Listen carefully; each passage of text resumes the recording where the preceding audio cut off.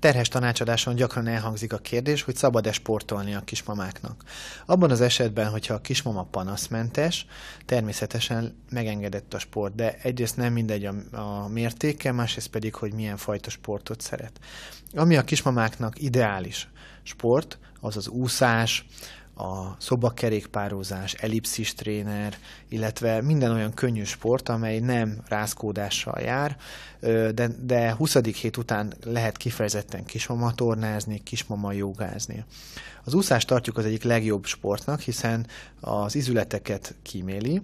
Általában a víz felhajtó ereje miatt ugye sokkal könnyebb az izületeknek, és az úszás közben meg jól kiropogtatja a kismama a megfáradt izületeit, és ezáltal a derekát is tehermentesíti.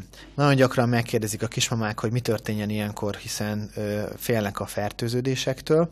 Ilyenkor jó tanácsként el szoktam mondani azt, hogy a vízbemenetel előtt kenje be magát valamilyen kis olajjal, babaolajjal, masszázsolajjal, gátmasszázsolajjal az intim területeken.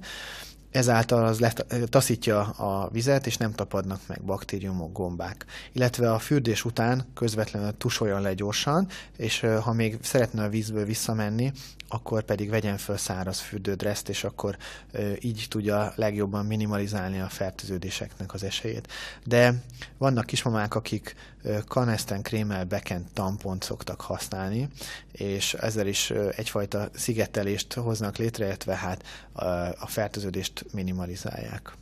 Vannak olyan sportok, amelyek kifejezetten ellenjavaltak, például a lovaglás, a tenisz és a hosszú távfutás, ezek mind-mind a vetélési kockázatot növelhetik, hiszen a rázkódással járnak. Illetve minden olyan sportot kerüljünk, amely balesetveszélyes, illetve a has megütődésével járhat, mint például az utcai kerékpározás, vagy terepkerékpározás.